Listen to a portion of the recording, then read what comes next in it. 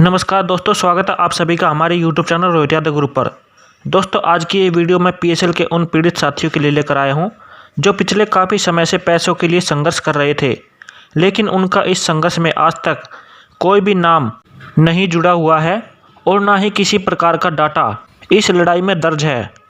और यदि यह पीड़ित निवेशकों की लिस्ट कहीं सौंपी जाए तो भी बहुत बड़ी प्रॉब्लम होगी आपके सामने भी, और यदि कोई संगठन लड़ रहा है तो उसके सामने भी।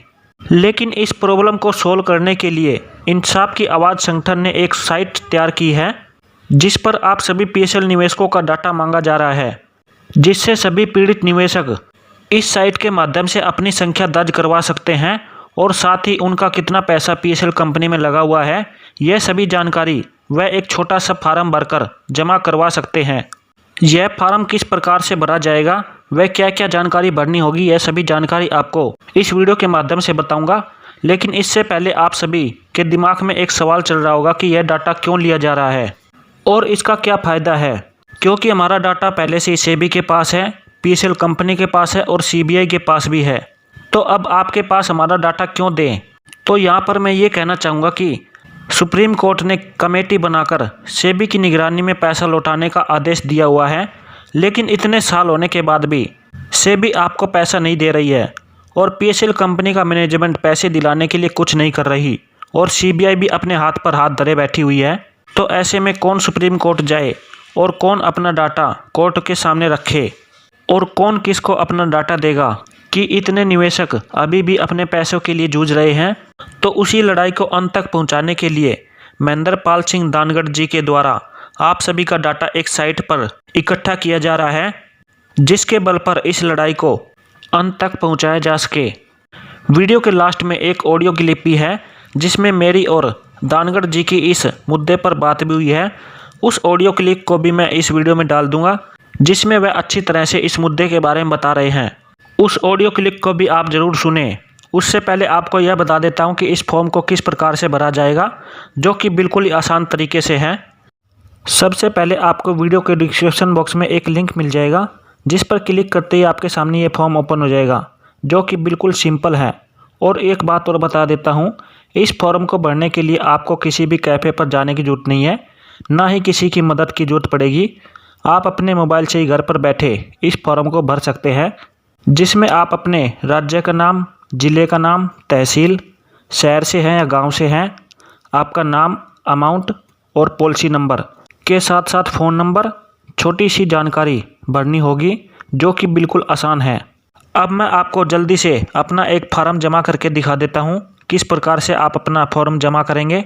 सबसे पहले आप अपना राज्य चुनेंगे, जो भी आपका राज्य होगा।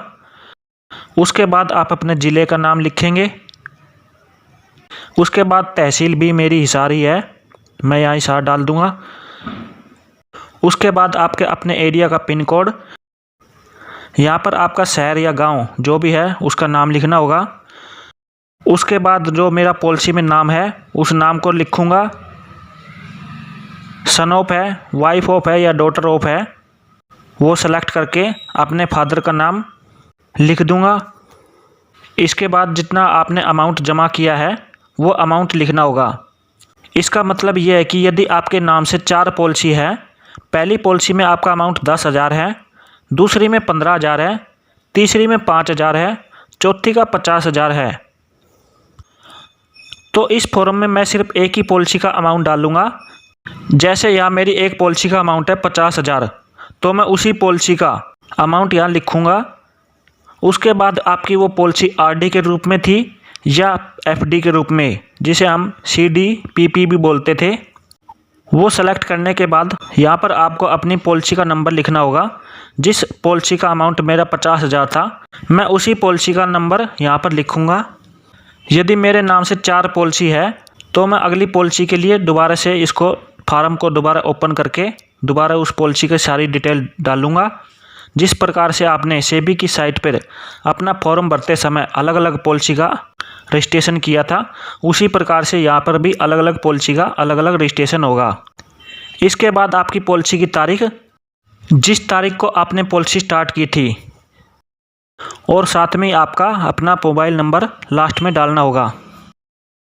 इसके नीचे ही एक आधार का ऑप्शन भी दिया हुआ है, जिसे यदि आप अपना आधार नंबर देना चाहते हैं तो दे सकते हैं, अदरवाइज आप इसे ऐसे ही छोड़ सकते हैं।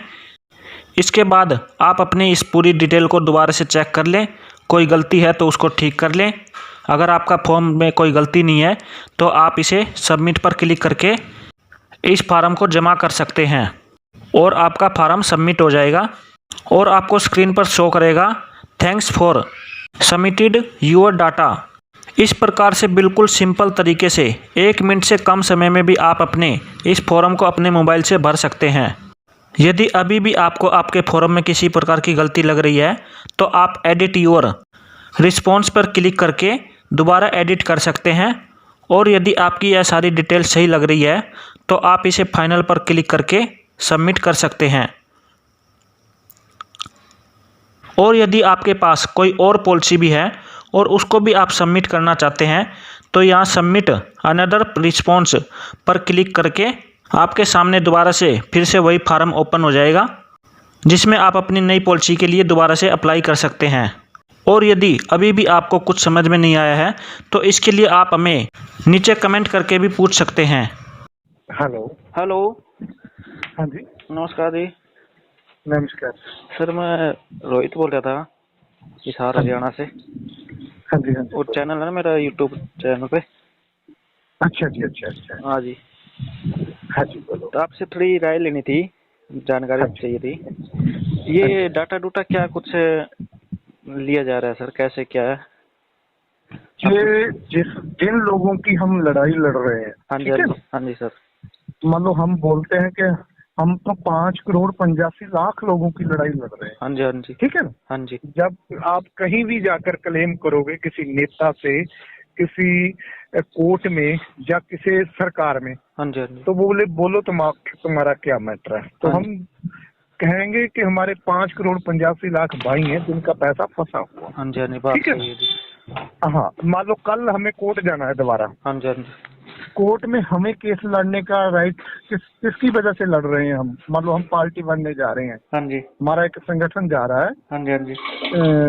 वो पूछेगा, उनसे कोर्ट पूछेगा तुम किसके लिए आए हो, ठीक है ना? हाँ जी, हाँ जी। तो उसके लिए हमें पता होना चाहिए हम इन लोगों के, हमारे पास जो लोगों का लिस्ट है। और एक हम क्लियर कर दें, हमारी बीजेपी के कुछ नेताओं से कुछ बात हुई थी। अच्छा तो जी।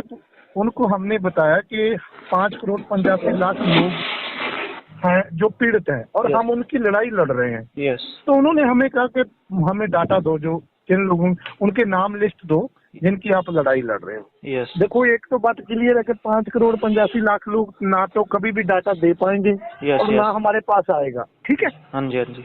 जिनका भी हमारे पास डाटा आएगा हम उनके सामने रखेंगे कि हम इनके लिए लड़ रहे हैं और इनका हल करो।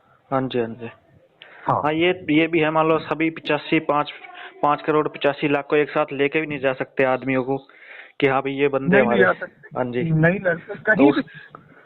कम से कम हम तो 1,00,000 आज तक बड़े बड़े आंदोलन हुए, किसी भी आंदोलन में 1,00,000 आदमी नहीं पहुंचा। हाँ जी, हाँ जी। मैंने खुद भी अगुवाई की और लोगों ने भी की, कभी भी 1,00,000 आदमी कभी भी नहीं आया, ठीक है ना? हाँ जी, हाँ जी। तो हम बात करते हैं 5,85,00,000 लोग। हाँ जी, हाँ जी। इसलिए देखो, कंपनी के पास, सेबी के पास, सीबीआई के पास डाटा है, हाँ जी। वो हमें नहीं दे रहे। हमने मांगा उनसे, हाँ जी। हम कोशिश है। देखो, ये डाटा तो फिर भी देर लगेगी, हम वही डाटा कलेक्ट करने की भी कोशिश कर रहे हैं, क्योंकि हमारा एक सीधा सा, मैं अपनी वीडियो में भी बोल चुका हूँ, हाँ जी। सीधा कि हमें जो लोगा कमेटी है हम उसको भंग चाहते हैं हाँ जी। और नई कमेटी बननी चाहिए, वो गवर्नमेंट ऑफ इंडिया बनाए और उसमें हमारे लोग होने चाहिए, चाहे किसी भी स्टेट से डालें, किसी को भी डाल दें, हाँ जी। हाँ जी। ताकि हमारी उन तक पहुंच होगी। लोडा जी ना तक तो हमारी पहुंच नहीं, ना तो चेयरमैन सेबी हमारी सुनता है, ना लोडा कमेटी का चेयरमैन सुनता है और ना नोडल अधिकारी सुनता है। हम संगठन वाले क्योंकि संगठन लोगों की ही पीड़ा की बात कर रहे हैं ना, तो संगठन की बात नहीं, जो समूह है उनकी बात नहीं कोई सुनता, तो आम आदमी की, आम कस्टमर की, आम एजेंट की बात कौन सुनेगा? हाँ जी। उसके लिए हम ये कर रहे हैं। देखो, जो हमारे विरोधी हैं उनको ये मौका चाहिए, पर मैं ये कहूंगा कि अगर वाकई में आप लोग जो भी हैं निवेशकों की लड़ाई लड़ रहे हैं और पैसा दिलाना चाहते हैं, तो सबको इस चीज पे फोकस करना चाहिए। देखो, मैं कभी भी लीगल का तजर्बा नहीं रखता, मैं आंदोलन का तजर्बा रखता हूँ। हाँ जी। चाहे पार्लियामेंट घेरनी हो, चाहे प्रधानमंत्री हाउस के, चाहे कुछ भी घेरना हो। मैं किसानी आंदोलन में भी इस समय हमने पूरी अपनी जिम्मेवारी निभाई, मैं किसान हूँ। अच्छा। तो जिसने कल को कोर्ट में जाना तो डाटा उसी को भी चाहिए ना। हाँ जी। हाँ जी। तो उसके लिए हमने शुरुआत कर दी। ये किसी संगठन की तरफ से नहीं है, ये ओनली सर्व पीड़ित पीएसएल पीड़ितों का हम डाटा। हाँ, जिसे कोई आपत्ति है नहीं देना चाहता, हम जबरदस्ती तो किसी से ले नहीं सकते। हाँ जी। हाँ जी। जय है। बस एक संख्या दिखानी है सर। बिल्कुल, देखो हाँ जी। संख्या भी बहुत छोड़ो।